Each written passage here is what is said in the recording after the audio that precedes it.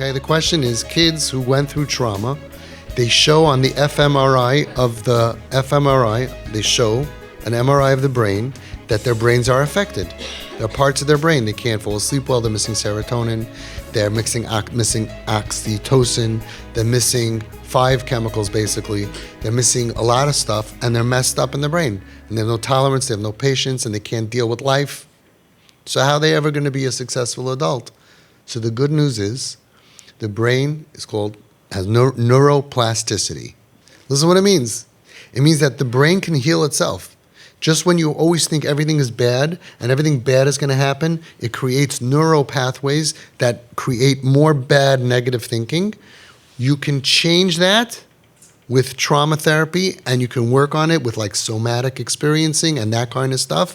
And your brain can be changed to now think good, tracht gut wird sein gut, and it could actually, over time, you could become a positive person. Now listen to this example. Somebody breaks their leg.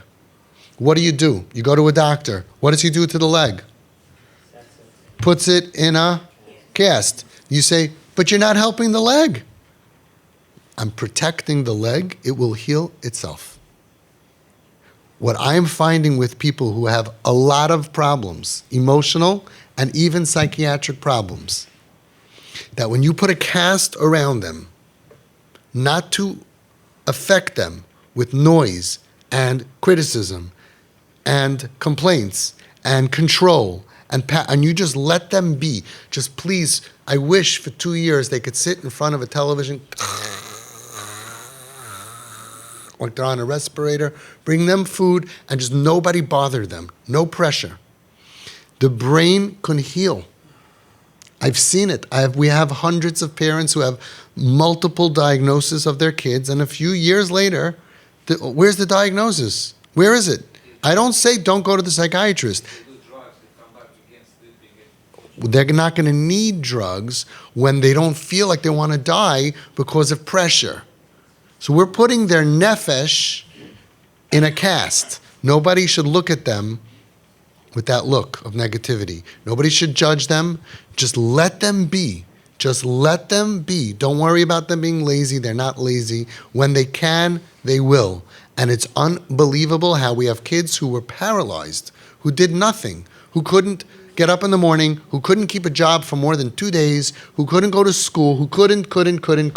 And we do this, spoiling them and just giving them everything. And a couple of years later, they're working 2 jobs, they're going to sleep at night, they're waking up in the morning, they're helping out in the house, they're cleaning up, they're doing so much. Your daughter's one of them.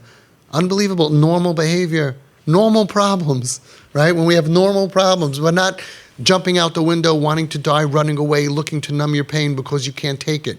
We're putting them in a bubble, and the brain can heal itself. Very interesting that somebody came over to me who I know for a long time.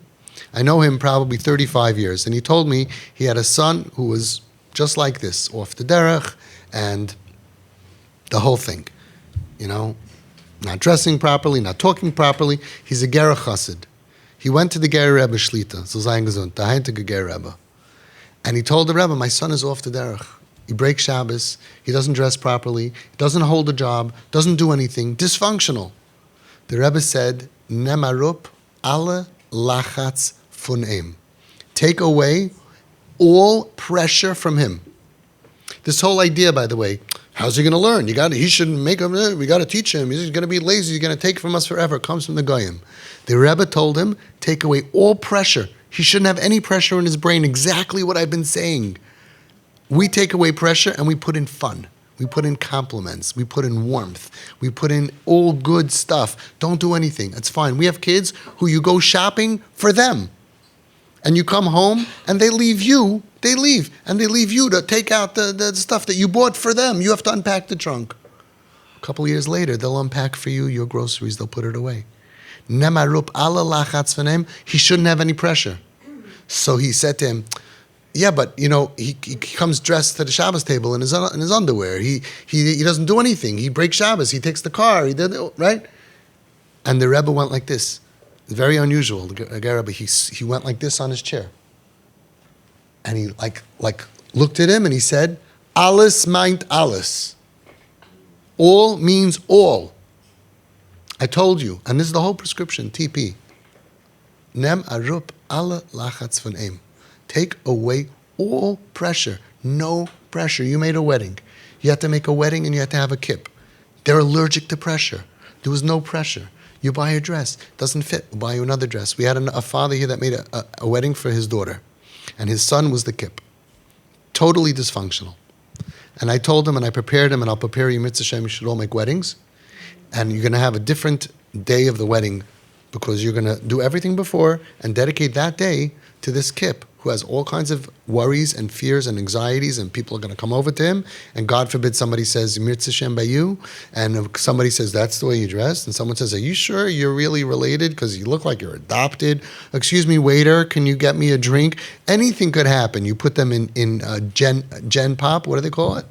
In the prison, general population, they're scared. They're scared. And they're jealous, and they're seeing their brother who's walking down a chuppah, and they're thinking, I'm never going to get married, and to what am I going to get married? I can never have kids, and I'll never hold down a job. There's a lot of feelings, okay? And this was his day, because he prepared everything the day before, and it's hard making a wedding. It's busy, right? He did everything in advance, and his son tells him, I can't go.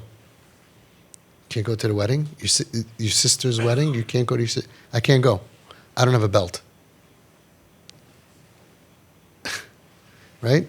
Crazy, right? That's why we don't get upset, because you can't get angry at crazy. You can't get angry at crazy. He said, no problem. Let's go shopping for a belt. Took him in, this belt, that belt, this belt. He bought him a very expensive belt. Okay, now let's go home. I can't go.